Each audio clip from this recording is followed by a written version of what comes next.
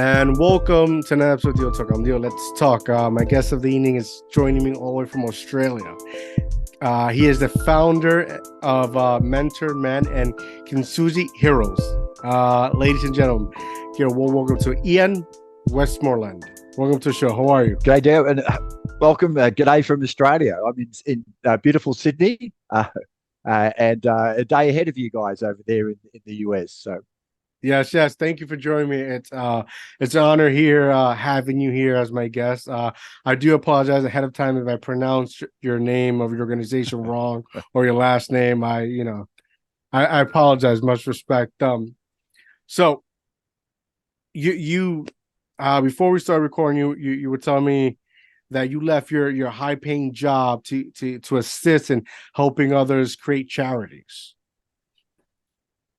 yeah, look, I just maybe share some background. First, I'm married. I've been married for 40 years, and we have Wow. four kids, and we had our 12th grandchild just under 12 months ago. So family's a big Congrats. part of my life. Yeah, I'm blessed with the family. Um, Early on in our marriage, we struggled financially. I would always have a full-time job and would do part-time jobs on the side, trying to make more money. My wife was cleaning houses and working at restaurants. But gradually, I worked my way up into better paid positions. I became a senior IT manager in the utility space. And I worked in Melbourne, Australia, over in New Zealand, and then in Sydney. And then in 2013, I increasingly started to think there's more to life than just making money and delivering software changes. And on the 10th of September 2013, which is, I think it's the 10th of September, 10 years Yeah. ago, right? Yeah. Um, I got on the train to come to work, and I continued to read a book that my youngest daughter had given me. And what I read that morning transformed my thinking for the next stage of my life. And in Wow. May 2014, I quit my high paid job and I became a full time volunteer. And I started uh, mentoring young kids in high schools in Sydney. So I was doing that at multiple schools and loved it, incredibly fulfilling. And then I found out about another mentoring program for kids in primary schools. And so I started doing that as well. And then I found out about another program for supporting family environment, another mentoring program. So I signed up for that as well. So I was actively involved in all those three mentoring programs, as well as looking after grandkids. And then in 2018, I was mentoring a young guy in one of the Sydney high schools. And in our chat, he shared that his father had suicided. Wow. His mum had an addiction and was in and out of rehab. He was living with his grandparents, which he said he hated. And then he just turned and he looked at me and he started crying. And he said, Ian, help me. And it had an impact on me then, but I didn't realize how big an impact it had. Later, I debriefed with the program counselor to let her know about the situation, I guess, looking for advice. And she surprised me. She said, Ian, are you okay? And I just started crying myself over that situation. Wow. And then for the next couple of months, I was flat. I'm normally fairly upbeat. And I suddenly realized that I wanted to have a mentor just like these young kids that I've been mentoring. And I should clarify mentoring such a broad term. For many people in business, they assume mentoring means someone with acquired skills, knowledge, experience, guides, directs, advises someone else. I call that business mentoring. What I'm talking about, the sort of mentoring I provided to these young kids and what I was looking for was life mentoring. Wow. It's someone who actively listens, supports, encourages. Um, we're not broken. We don't need to be fixed. We just need to be validated, loved, Very if you true. like. So I looked around for the nearest organization that provided life mentoring to men and was surprised and incredibly disappointed to find there was nothing suitable. I searched the world, I couldn't find anything suitable. And as a demographic, men struggle more than most other demographics. We struggle around masculinity, we struggle with shame. We put on a facade of how things are going. So if anyone, any group needed the benefit of mentoring, it was men. So it motivated me to write a proposal that led to the establishment of Mentoring Men, which is a free program. Um, it's where a volunteer man like me is trained through our own mentor training course, and we also train through suicide prevention. And then we carefully match them to another bloke, we call them blokes in Australia, who may be experiencing life challenges. It could be job loss, which is often a huge issue for men. It could be relationship breakdown, loneliness, isolation. It could be any of those sorts of things. And that was it. I launched Mentoring Men in 2018 after a slow start. It's just moved thousands of men in Australia. I've engaged. We'd started with my wife and I putting in some seed money, and I continue to work as a volunteer running the organisation with help from other people. And at 2021, we had sufficient financial support that I stepped aside from all the operational responsibility. There's now a dedicated paid team who run this within Australia. A couple of months ago, I stepped off the board, but I'm still an ambassador for it. So I still talk to people about the program. Huge supporter. I'm still an active mentor. I mentor. The program officially operates in just Australia, but there's lots of interest overseas. And unofficially, I'm mentoring a young guy in Johannesburg in South Africa. And so there's a huge need for this. It started as something that I was looking for myself, and now we're providing that to other people. And when I stepped aside from all the operational side of things, it freed up a little bit of time for me. And I thought back to an idea I had in 1993. And just some background, as a kid growing up, I suffered from low self-esteem and a lack of confidence, even into my early 20s. And early on, I'd set a goal for myself. If I could just be average, how good would that be? Yeah. And I later on, as I started to read more and more books, I realized how those books around overcoming adversity, the Nelson Mandela type books, Mhm. lifted me and gave me some confidence. So I had this idea that how good would it be to have, and back then I thought there had to be famous people, but people share their overcoming adversity stories to give hope and inspiration to others. Now, at the time, I didn't have the confidence or the time or the money, but I wrote out a proposal for this as well. And I sent it off to 3 community leaders in Australia. And one of them, a guy called Dick Smith, who's a well known entrepreneur, sent me back a handwritten note. He said, Ian, this is a great idea. And then he said, you do it. And so it sat there for 30 years.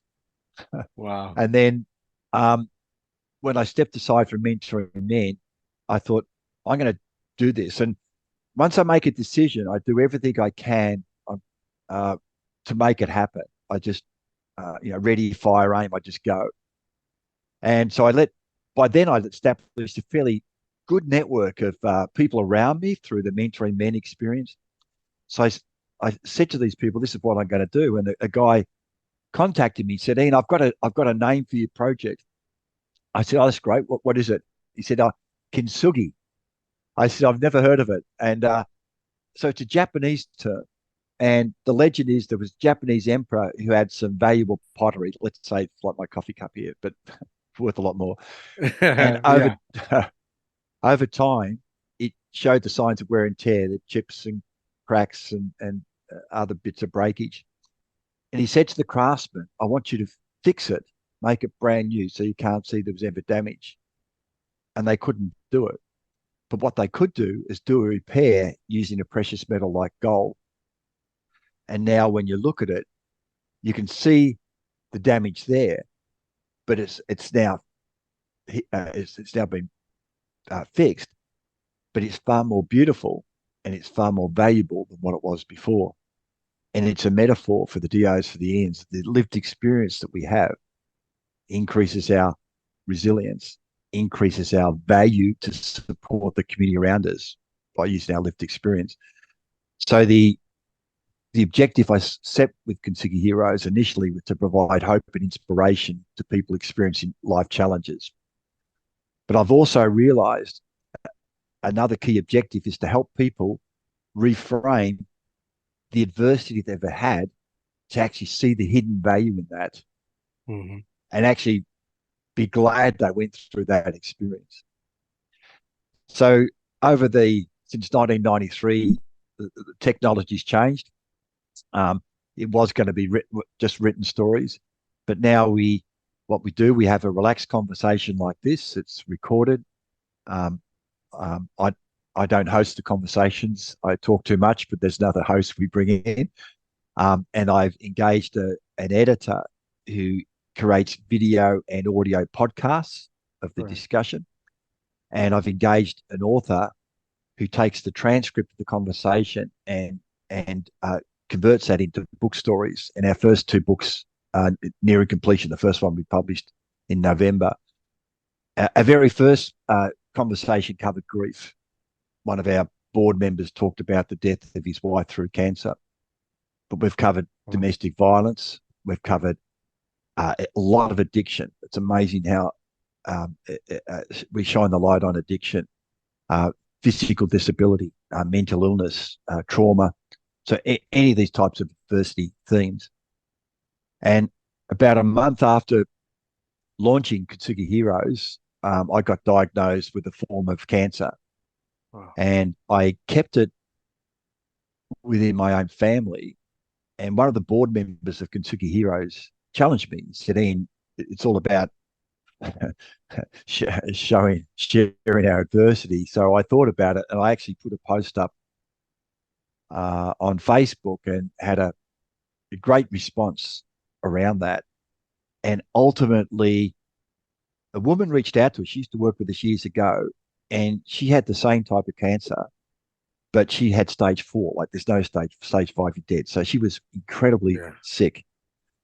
And we're on this podcast together. So and there's this new uh, type of treatment called immunotherapy. And this woman was a pioneer in this space. So we're on this podcast. I'm about to start this journey. She's 10 years down the track. Truly is a mountaineer. She climbs mountains and she's back climbing mountains again. So when I talk about giving hope and inspiration, to have someone there who's far sicker than what I was, gone through this treatment, is now doing this stuff, it just gives you this lift, this confidence. And for many serious illnesses, the mental attitude is so important. So we're going to do a series around living with cancer. Um, all right.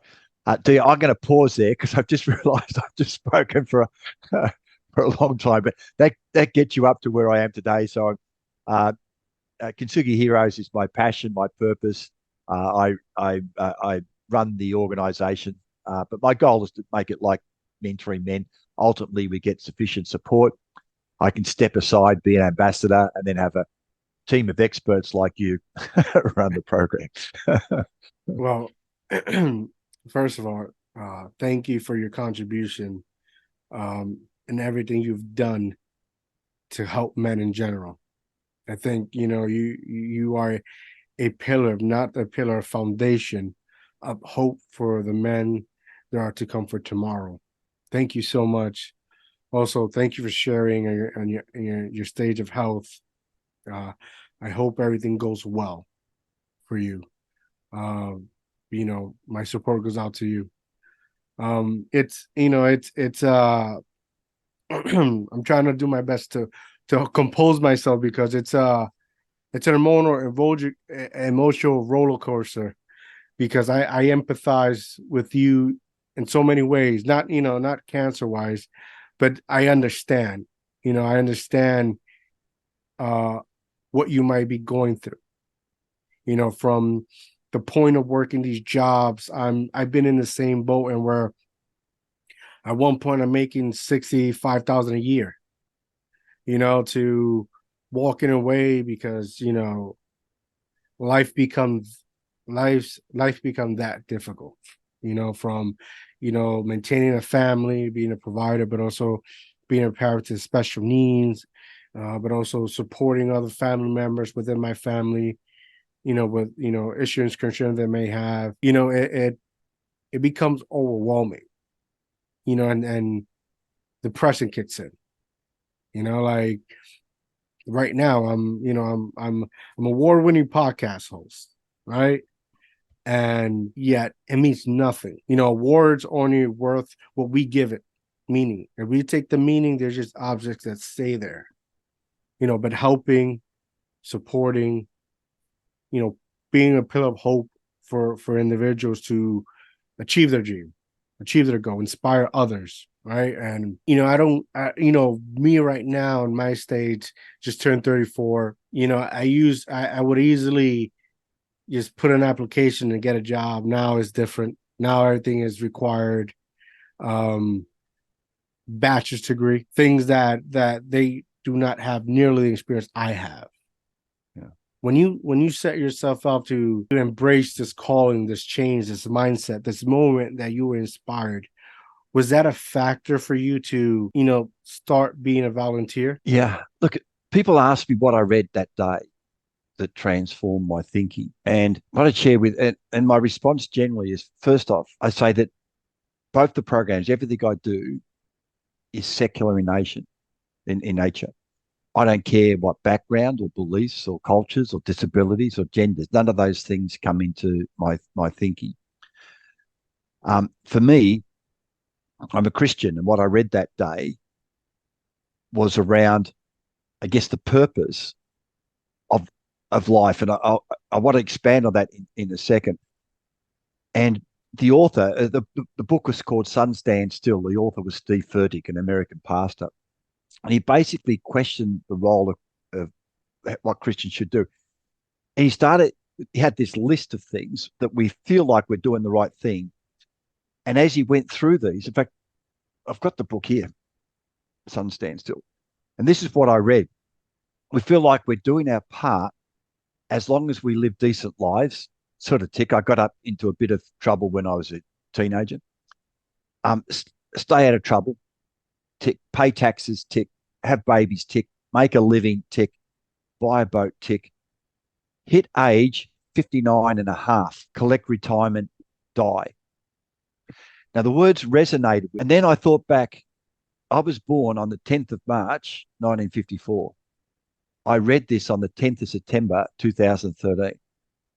I was 59 and a half to the day that I read this 10 years ago today in the US. And that was the first of a series of things that happened that indicated to me, I guess, my purpose and my evolving purpose for my life. And I know we've just met, but what came across, you're a really good, what we call in Aussie, a really good bloke. I see the heart that you have for your family, for your community. That just came across. And I want to share something that's a revelation I had in September last year. So my wife and I are keen bike riders. And we were over in the Greek islands on like a pirate ship riding around from Greek island to Greek island with bikes. And there were people from America. It was like a tour thing. And at each island, they would unload the bikes, there's about 20 of us, and we would get up and we would ride around that island behind a tour guide. And at one point, this tour guide, we land on an island, takes us up this hill, and he stops us and he points to an island on the horizon. And he started telling the story of Aristotle Onassis. Now, Greece is financially struggling, and he was telling the story as a success story. And he told the story Onassis was born into poverty. Initially, he made his money in the black market selling tobacco, and then he invented packaged cigarettes, and he made an absolute fortune.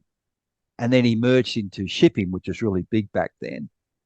And then most Americans know he then married JFK, widow. She became Jackie Onassis. So, and then he finished off by saying that Onassis was reported to have said, "They say money can buy love. I want to tell you it's not true. I'm the richest man in the world, and I've never found true love." Hmm. And I couldn't help myself. I put my hand up. I said, "I want to query your definition of success." You've got a man who's invented a product that's killed millions of people and caused untold damage to millions more. He had numerous affairs while he was married to Jackie Onassis. And he's saying he never found true love. And I would argue that someone who not wealthy at all, who has strong, loving connections, is far more successful than Onassis was. And when we flew back to Australia, I woke up jet lagged, and I think in terms of pictures, and I came up with this idea of the best life. And the picture I drew, on the right hand side, I had my definition of the best life, which is where we use our skills and experiences to positively impact the world around us. It's where we get genuine contentment and fulfillment. On the other side, I had the baby being born and the life journey that meanders around. And above it was a word map of the things that impact us in our life. We get sick, we have relationships break down, we get abused, a number of other negative aspects. And one of the biggest ones is this drive for materialism, the bigger house, the bigger car, the more money, and all that sort of stuff. And for most people, we lose consideration of what our best life is. And I say, look, I just did this for my own purpose. But if I could get you just for 10 seconds to take a step back from where your life is at the moment and think about what would your best life look like? And are you heading towards that? And I put the Mark Twain quote at the bottom. The two most important days in your life are the day you're born and then the day you work out why. So what I got, Darren, from what you shared before, you've, and I could be wrong here, but you've made a decision in some instances to move away from greater material possessions to focus on your own family, to support other people, and to do what you feel called to do. And obviously, we need income. We've got to get, it's the Maslow's hierarchy. We need food, we need shelter, all these sorts of things. But the last 9+ years of my life have been easily the most fulfilling, the most educational of my life. And yeah.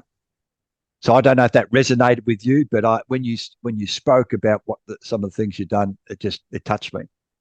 No, I agree with you that I'm going on 3 years with this, and I've learned. I've taken enormous sources of knowledge. I've been able to enjoy more moments with my family despite of the difficulties. I've met hell of people throughout the world, and it's a feeling. I wouldn't, I continue to do it because of that. But like you said, it's always the life necessities, because income, it's like air, you need it. And I think that's the most difficult part of it. And I'm at a point in my life that I just, what's more important, doing what I love, or making sure my family's stable. And that's a hard pill to swallow, because I grew up in Puerto Rico. I grew up on my own, no mom, no dad, or my grandparents, and they're already old, right? Rough streets. If you get to know me, I've been told often I'm a rough diamond, a rough around the edges, right? And I just wanted to be somebody. I just wanted to be somebody. And in that somebody, all I knew was I didn't want to be a bad person, because growing up, that's what I was often made feel. There was no hope. There was no sense of you can do it. There was just, you're different. Now you decide on what different you want to be. But then I became a dad, and that's all. And that's all I want to be. But then, this difficult journey with his autism, and nobody helping us, especially my wife, who's despite of shortcomings, she's the backbone of everything. How do I make something out of nothing? How do I be happy? How do I be happy working for myself, doing something what I love? And it took me into my early 30s to finally figure out what makes me happy. Because usually, they'll teach you, high school, go to college, get an education, but I didn't want that. I was not raised in that shit. I'm lucky to be 34 and alive. Time, it's everything. Time is essential. And I'm just trying to do the best to um how do I say it? Figure it out without wasting time because there's time in where I cannot get back. Um, I think you've done about 70 of these. Have you? I'm not sure how many. I think this will be 33, maybe 34. Okay, so what? 133 to be correct. Okay, so all right. So my own experience with these stories, hearing someone else, is just how much I've learned and how much I've grown through the process. And the a lot of my attitudes have been challenged, and I feel I've become a better person through the process. I find it a lot easier to be less judgmental and more empathetic as I've Mhm, learned. mhm. And I'm hoping for you that the same experience will Yes. apply when you hear, yeah. Um, and I've become I've become more emotional around things. I've seen the power in vulnerability. In our discussion here, we've both been vulnerable around what we're really feeling. And it's a huge issue in society, particularly for men, that we'll break an arm, we'll go to the doctors, but we're struggling personally, extended periods of depression or anxiety or whatever, and we won't reach out to seek help. And I think what we're doing here maybe can be an encouragement for other people hearing or watching this to seek support. Um, One of the advantages of mentoring men was that, and this is the screwed up way often men think. If I go and see a mental health professional, it's confirmation there's something wrong. Mhm. But I'll go and talk to Ian. Ian's not qualified in anything. He doesn't judge me. We just go for a walk or a chat. Hey, can I share something with you? I was mentoring about 3 months ago. I had a call from the youth mentoring program that I was involved in, and they said that a young guy I mentored in 2015, so 8 years ago, had contacted them, and he wanted to get my contact. He wanted my contact details, and they were letting me know, is that okay? I said, absolutely. And I met up with this guy for coffee, and he wanted to tell me the impact the mentoring had.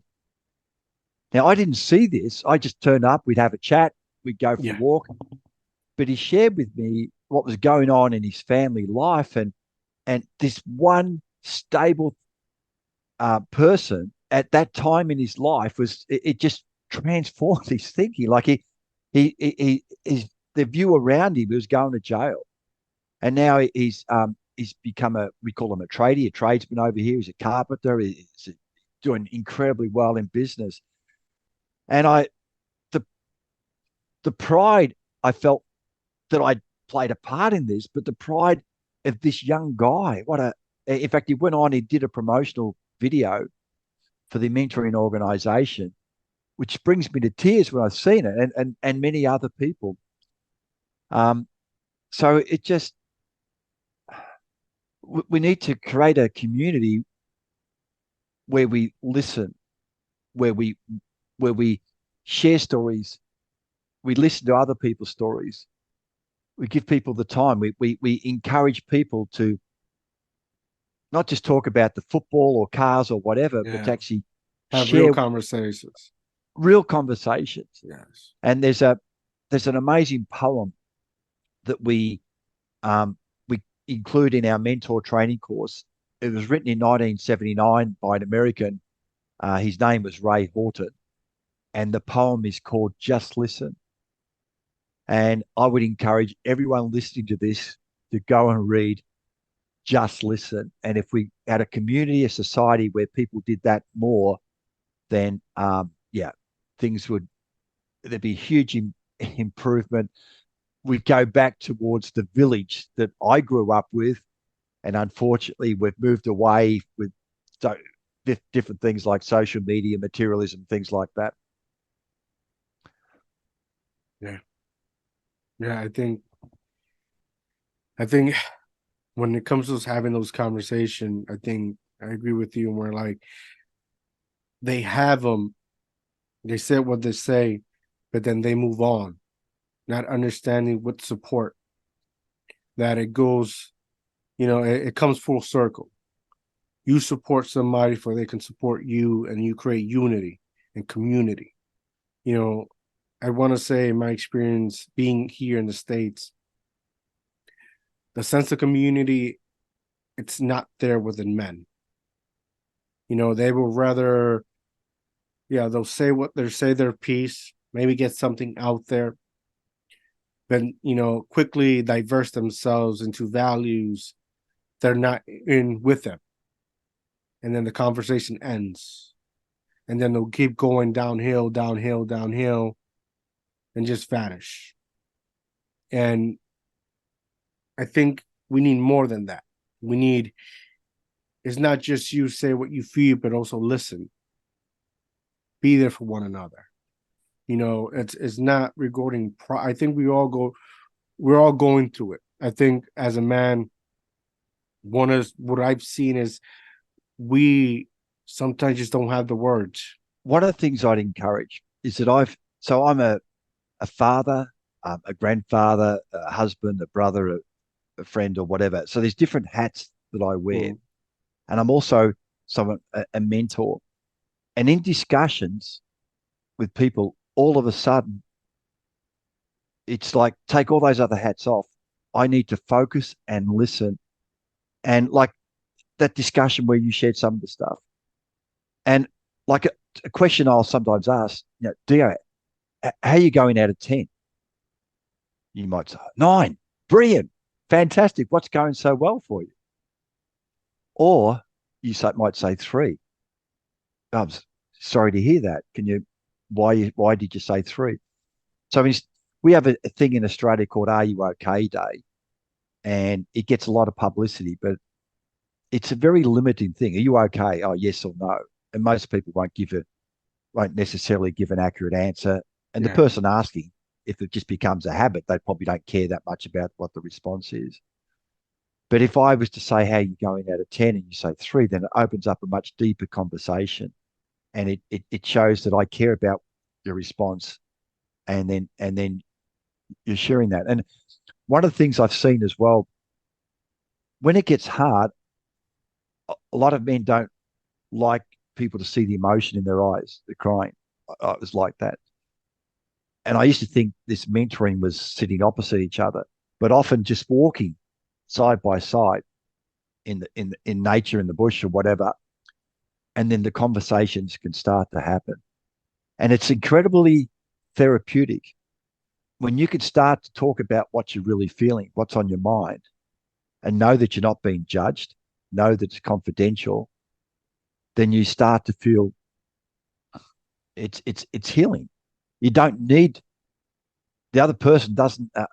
One of the things we do on the mentor training course, we have to detrain men. You tell them most men about a problem, they'll try and fix it. They'll come up with the solution. yeah, But often people don't want the solution. They just want you to hear them out, right? yes, yes, So just the fact that that's it. You don't need to be an expert. You and I are both, sounds like we're both unqualified. We don't have any formal education, right? right, Both the same. I guess I was fortunate at a time it didn't matter that much.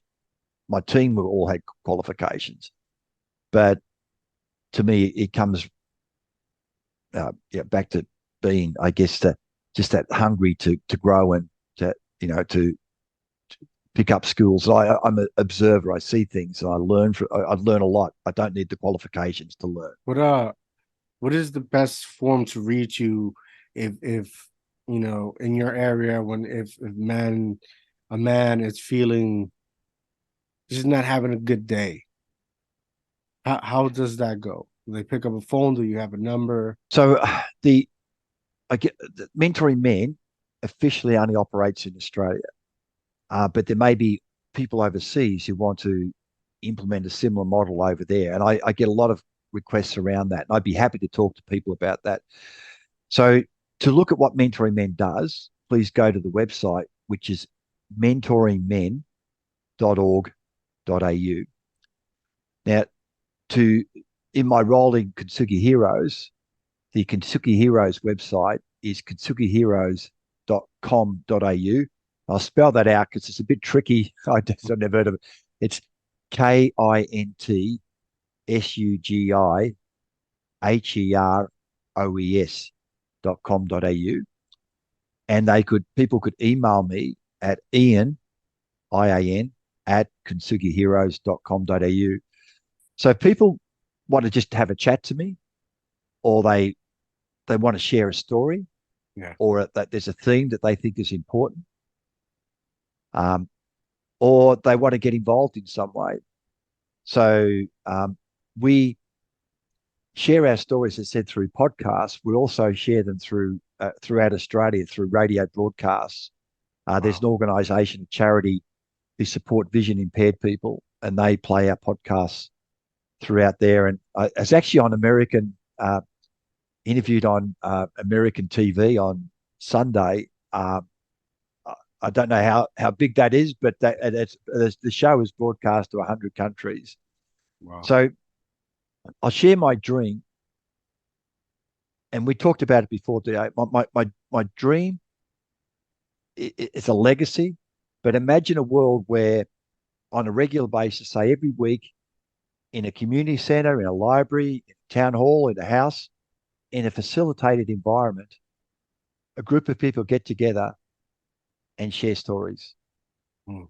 People speak and know they're going to be heard, and then they hear other people's stories. And in that sort of world, we would see far less of the mental health issues, the loneliness, the isolation issues that we see today. It'd be a learning experience. So my goal is that someone going through some adversity will be able to readily find a story, a hero. We call them the people who share their stories heroes, a hero where they relate to, and a story that touches them, the story that relates to them, and they get that hope and inspiration, if you know, Yeah. to lift themselves out of the situation they're in. That's my dream. I love that dream. You mentioned you were a father for four children, right? Therefore, what have they ever given you any feedback or talked to you about everything you have been able to accomplish in helping men? How's that conversation like? What?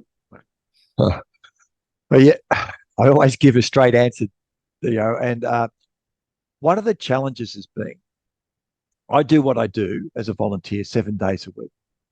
There's sacrifices. Anyone who sets up a business Mhm. or pursues a passion, there's sacrifices.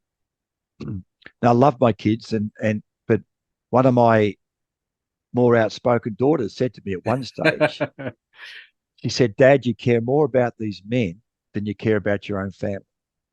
Okay. So I said before, my life has never been more fulfilling and purposeful.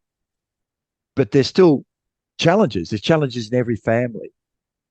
And to me, I see some of these sacrifices as being short term, um, for the bigger picture in the long term. Yes, yes. Um, but my kids have heard my story, probably more than they want to hear it. Um, and yeah, it'd be interesting when I'm gone. It'd be interesting to hear Yeah, what they you say. know, you read you read my mind. Is it? It's only until you're no longer present that you know family, people, friends, individuals can only appreciate what you have done and what have you able to build.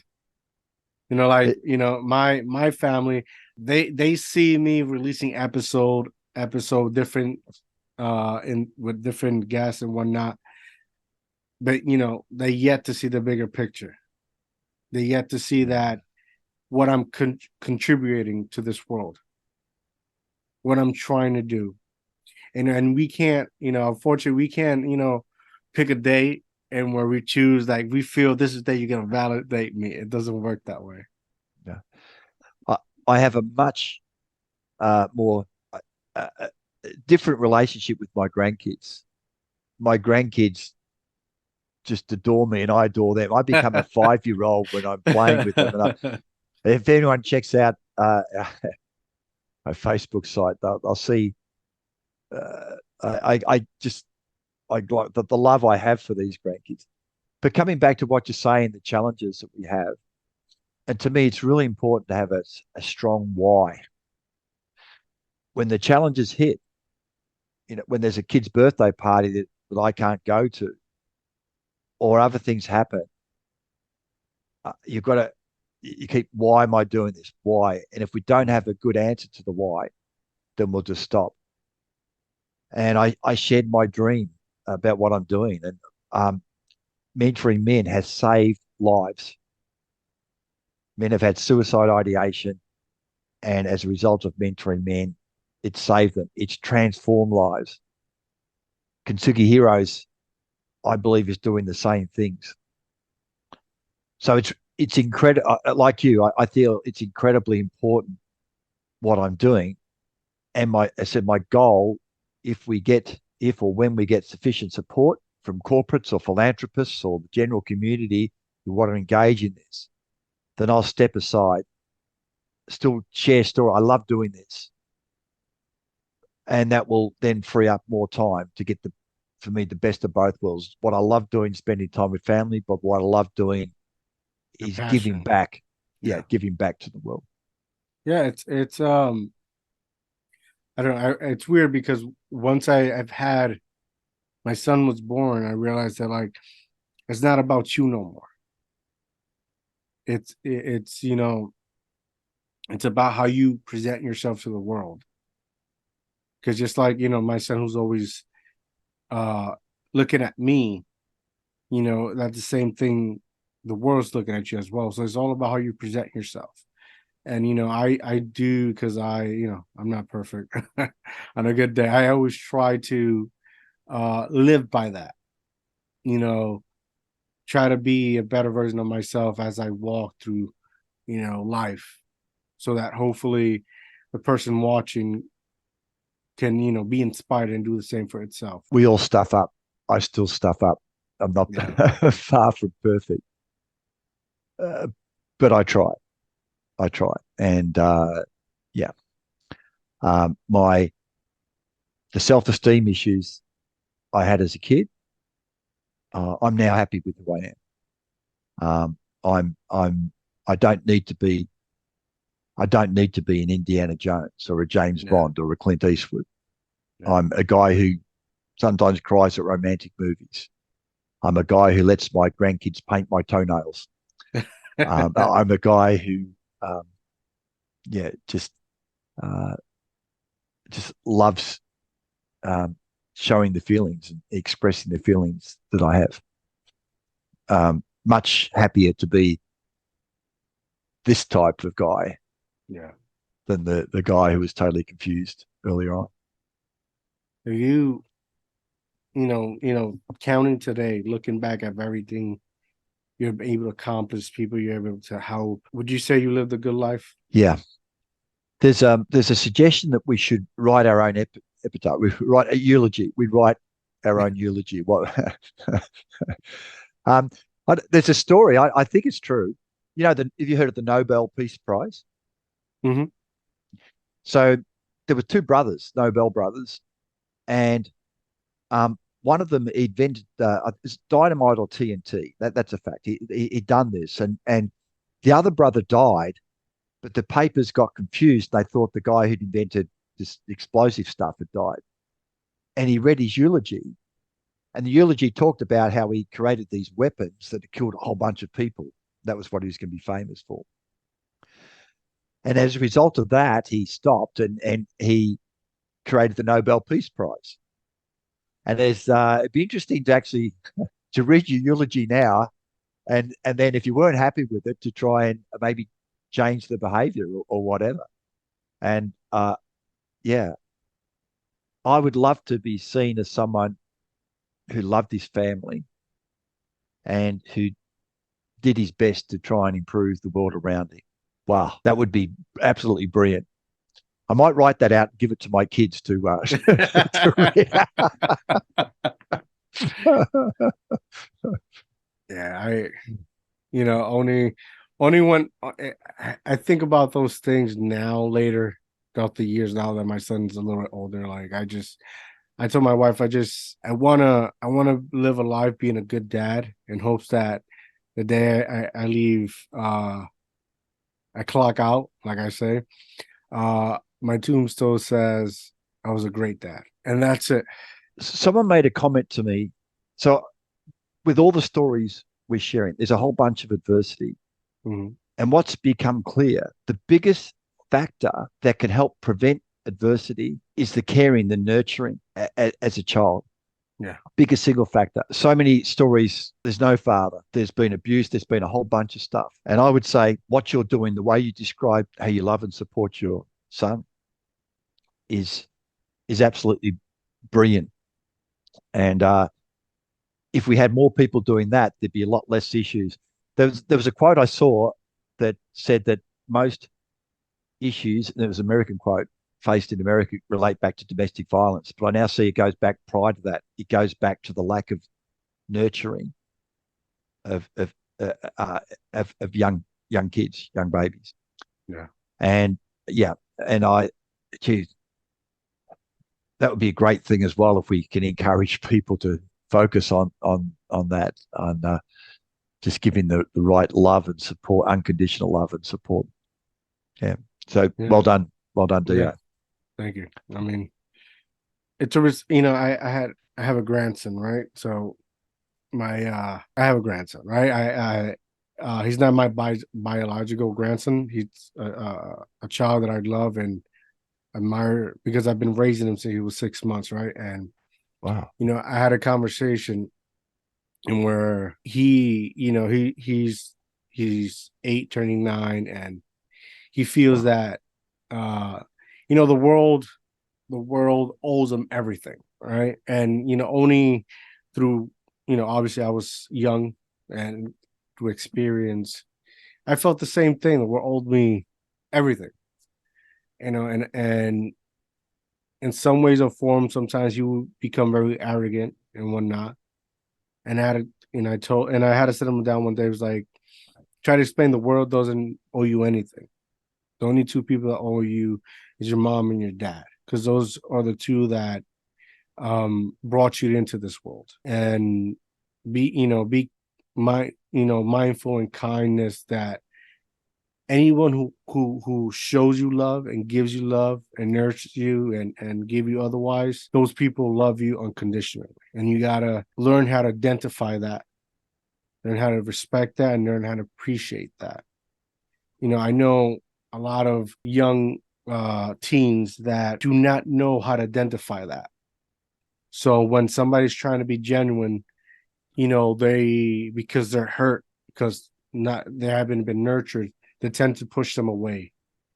And by pushing him away, he's hurting himself, but also hurting that person trying to give him love, and just creates a whole negative perspective on the teen. Yeah, I think a lot of these things are intergenerational though. When you start seeing that Yeah. behavior, there's been issues in the past. One of the great lessons I learned, so this journey for mentoring men took me down the addiction path. Now, I would say I've never Yeah. taken an illicit substance in my life, but I went out and I started talking with people who, ice addicts and that to get an understanding. And I was chatting to one of our mentors once who used to take drugs. And he said to me, Ian, if you want to reduce illicit drug usage, stop sexual abuse. Mm. Now, it took me 4 or 5 seconds to understand what he was saying. The old Ian and society in general tends to judge people who have addictions. And it's not just stuff, it could be gambling, it could be work, it could be food, but they judge people. That's their choice. I still have these Mm. arguments with my kids. But when that guy said that to me, it then totally shifted my focus to what event, excuse me, has happened to you that you're using substances to numb the pain from that. So it went from a judgmental attitude to an empathetic attitude. And it goes from, well, that they're doing this to themselves, to how can I help? And once you have that understanding, Mhm. and so when you talked before about people are having displaying behavior issues, the Mhm. world owes me or whatever, I get that. It's the wrong attitude.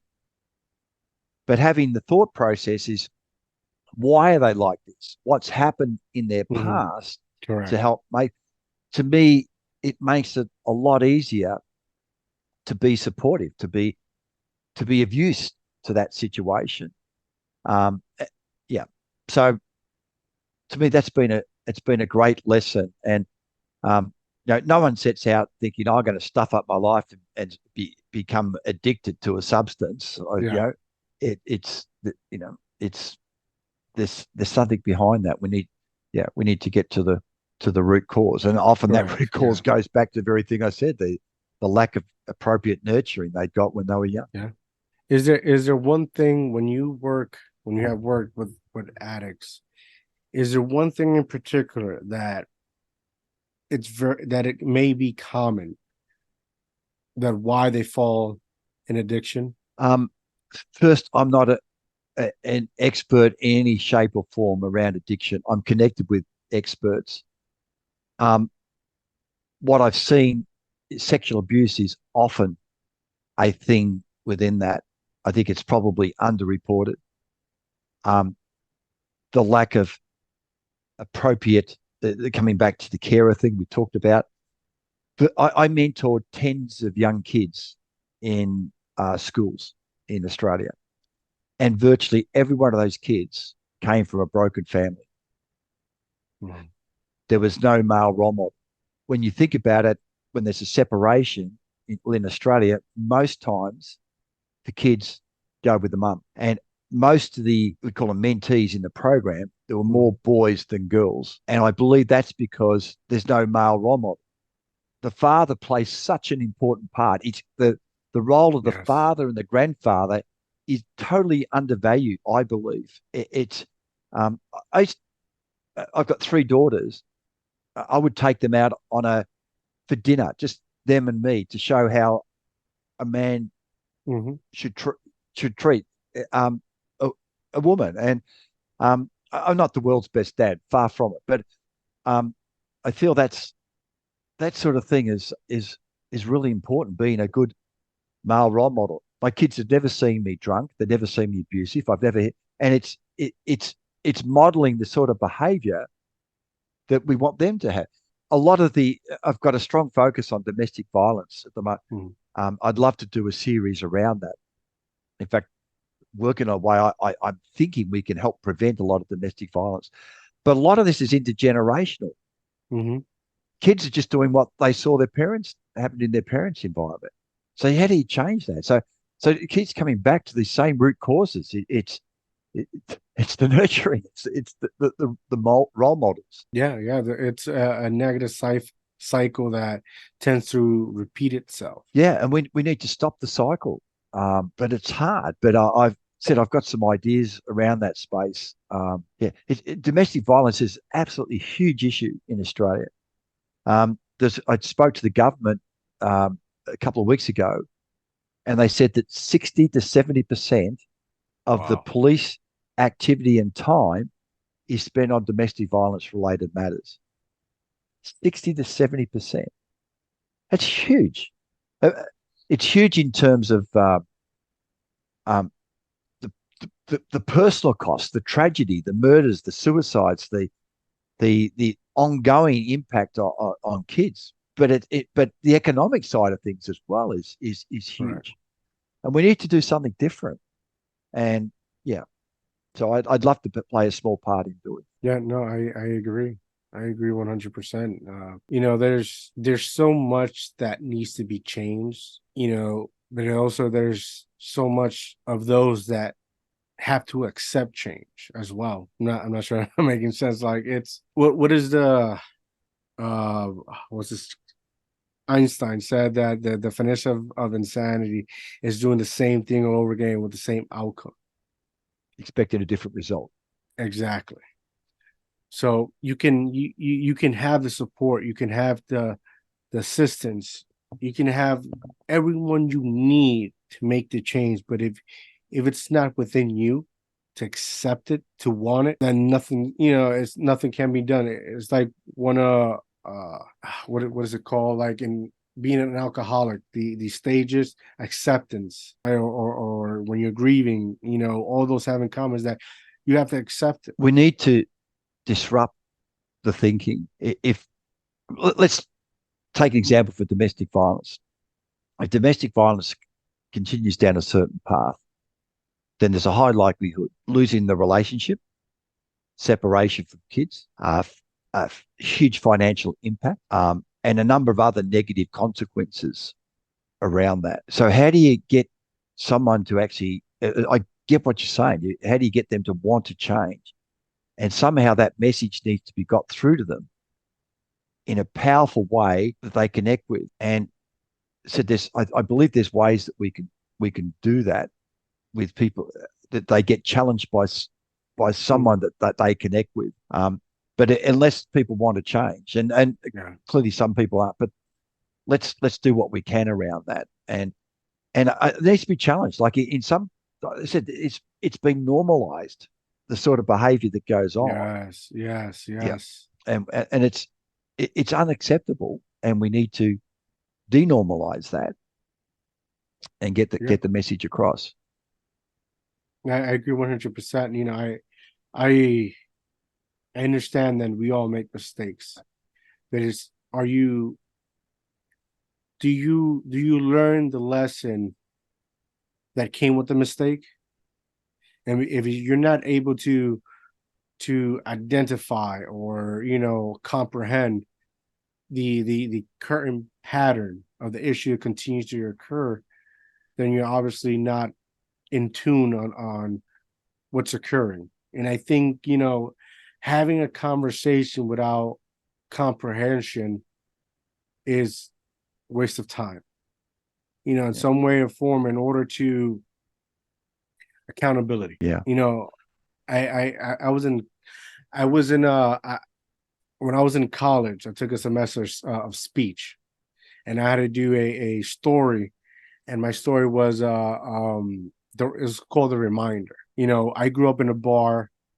I met a lot of drug addicts, a lot of alcoholics, a lot of people that did things and they were not happy with themselves. So in my upbringing, I've been able to meet individuals who've gotten sober, and the question always emerged when somebody's being sober is, what is it like being sober? The answer that came across that everybody had connection with is, being sober was constantly reminded of what every messed up thing you did. So therefore, sobriety is giving you the obligation of being self-accountable what you did, and now to push forward that you can do better. So I mentioned we've captured a number of addiction stories, and they're amazing. And the story that came to mind when you talked about that, there's a guy who was a corporate high flyer. Like he had a key role in a global company, and huge salary, traveled around the world, was a party person, and then alcohol addiction got hold of him. He came to Australia where I met him. He started running Alcoholics Anonymous group, AA group. Sorry, he got sober, and then he put him for a job in Australia. He put him for a job in Australia to be the CEO of this organisation that helped people with addictions, and he got the job. And the salary is a fraction of what he was on as the corporate high flyer. But he said, Ian, this is my dream job. I love doing what I'm doing. He's found his purpose. So helping other people. So I guess the lived experience that he had was really bad, but he sees the asset that it had, and it's empowered him to be able to make a huge difference. Yeah. So he would look back on that life and appreciate it because it's enabled him to do what he's doing now. Amazing story. Yeah, Aaron Beatus is his name, if people want to check out the podcast. Amazing. Amazing. Ian, it's been such an honor speaking with you, my friend. It's great chatting to you, and love what you're doing. So keep it going, and you'll find your truth. All right. Okay. Thanks, Dio. Thank you. Before we go, please tell where they can find you at. So the best way to contact me is Ian at kintsugiheroes.com.au. That's KINTSUGIHEROES.com.au. Well, there you have it, guys. Make sure you go support him as you go follow him, hear his story, hear others' amazing story. Make sure to go to YouTube, type in DIOTALK TV, like and subscribe my YouTube channel. Go follow me on Instagram, Mr.DreamsByOctane. I'm on Threads. Have a good night, guys. I'm out.